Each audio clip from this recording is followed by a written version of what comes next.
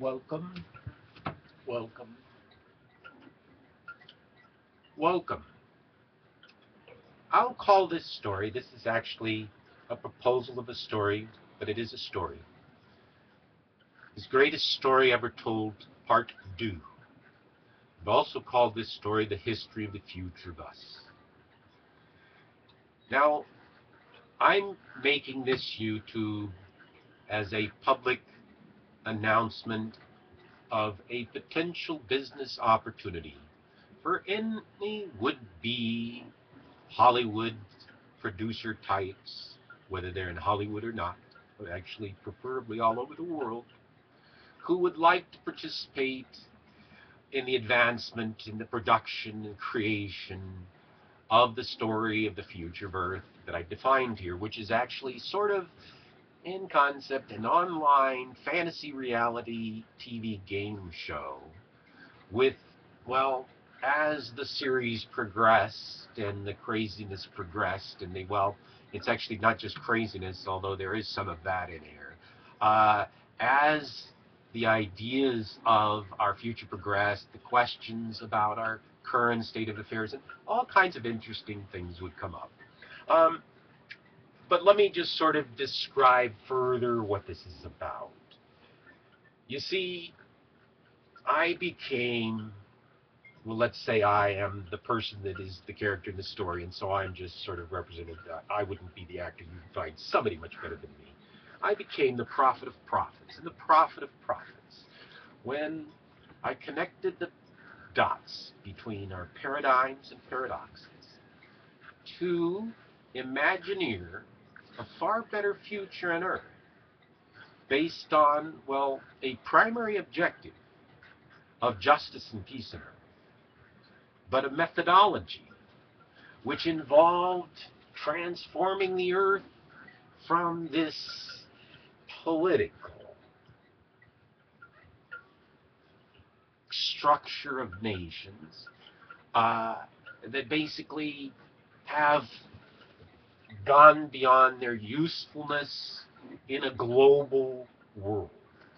And I imagineered many years ago the concept of a new global enterprise called We the People of Earth.biz, an enterprise that would be owned by all nations and have ownership of the global resources and global enterprises. And those global resources would be tied to a single global bank and a banking system not like the banking system you know today, a banking system built not on debt, but on equity that we create together.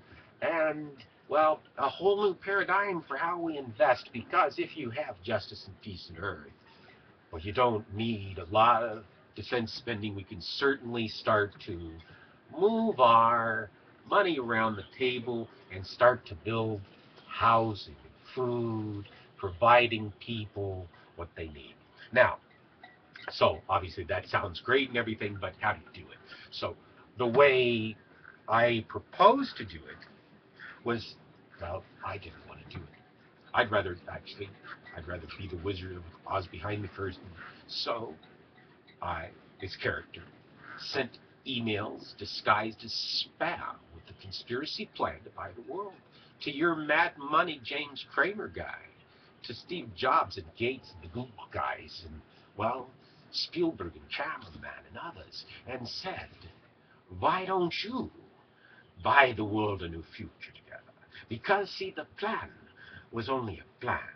I didn't actually need to do it. I just needed enough people to say in their minds, aha, if we were working together as a greater enterprise and merged our economic interests together, still with the competitiveness that is good of capitalism, but with a new enlightened view of capitalism and a democracy of capitalism where all people own a share of our global enterprise, not necessarily the same share, but all people have a share in our future together, and that humanity is the top of our pyramid. And that's an important part of this story, because the pyramid on your dollar the all-knowing eye of knowledge, is what I'm talking about, and is the key part of my prophecy as the prophet of prophets. And when I say I'm the prophet of prophets, I am the prophet of all prophets, not only from all of your religions, but through all of your sciences. And I don't say that I know anything more than anybody, in fact less, but I say that if you put your prophets together, that you will find that there is a source code to the future of humanity. And if you find the source code to the future of humanity, you find, well, the key to heaven and earth. And so that's what this TV show's about. Can we create heaven and earth? How would they ever get to the point of Star Trek? Well, at least on Earth, theoretically, they have peace, and I believe if we have peace on Earth, we will never, ever need to kill Klingons in space. We won't. We don't need the Vulcans to save us, to bring us logic. It's simply logical. In fact, some of those who come strictly from the mind side, and this will get somewhat biblical, and I'll get into that. But one of the ones that I embraced in my philosophy, you would say, was sort of anti for somebody who believed that this might be part of God's plan. And well, why would that be anti? Because I was inspired by Ayn Rand. However, Ayn Rand, like many prophets, only took the equation part way. If, well, where she erred, I believe, is to accept the existence of government at all. To not just say it would be simple, much simpler, for those to take, with the wealth, to take over the government, and as part of that make it an enterprise, and find a more cost-effective security system for people. And cost-effective security doesn't mean starving them so they thieve to go to jail. It means make sure that their needs are met and our security is met, and then we build a bigger world together, and jobs will come as we build. Because if we build it, it doesn't matter if they come, because we'll have jobs building it. Just ask China. But actually, building it to overcapacity makes no sense. But here's the point. Over the time of humanity, if instead of killing each other, we build strong families and communities, we'll build a bigger consumer base, which will build a bigger economy. See, from the economic standpoint, this is trickle-up, trickle-down economics. It goes beyond what you know as capitalism, beyond what you know as communism. And actually, this is where it gets weird. I'll even bring the communists into this God thing, because there are many people who would simply say that Marx was just an economic Christian. Now, what does Christianity or any of the world's great religions or great prophets have to do with this story? Well, here's what they have to do with this story. The only way you get to the history of the future of us is to recognize the history of the past of us. And, well, it actually ties together. Because, well, you remember some of the parables? Okay. Remember when Jesus fed on, I think it was 5,000 people, fish and wine for a day, and they said it was a miracle, not wanting to take away from the miracle.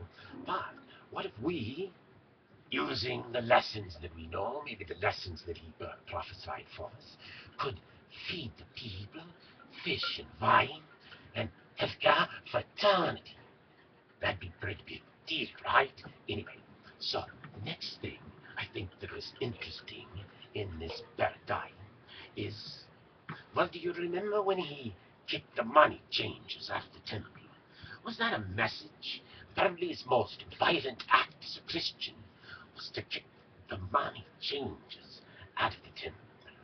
And then he had the parable that said for a rich man to get to heaven is as difficult as flying a camel through a needle's eye, the eye of a needle. Now, perhaps he knew, of course, God is omniscient, knew the eye of the pyramid, and the all-knowing eye of knowledge would become a symbol, and a symbol even on our almighty dollar bill. But the point is simply this, is that the future of us is a single global bank of us, a single new currency of ours, a single global enterprise of ours. And to get from point A to point B, what would be required is not me going directly to the people, is for the dear leaders at the top to create a conspiracy, to buy themselves out and reconstitute. Sort of like, well, Wall Street 999. The barbarians are at the gate, they take it over, they cancel Wall Street as you know it, because if we fly up the global enterprises into our enterprise and tie them to our bank and start to invest in innovation for the people and not innovation in killing machines, well, we can change the world order. And that's the story behind this story. In fact, if you could go to a line in the old log lines of the Bible, you could say, this is the story when he rebuked many people and judged among the nations. For they will turn their swords into plowshares and their spears into pruning hooks. And we will have justice and peace on earth. Well, the question is how do we get there? And by the way, I can rebuke, but there's plenty of rebuking. You can already rebuke yourselves. You have to judge yourselves. It's simply start judging yourself from the objectives of one side of us, and you'll see that there is a path to not mutual ensured destruction, but mutual assured prosperity. Mutual assured prosperity. And if such a past exists, then that's the story of my science fiction show. And I have, well, a story behind this story for 7 years. I have 7 years of content, multimedia and writing. I have gods that might look crazy, and maybe I am. And maybe many of our prophets were crazy, I might articulate.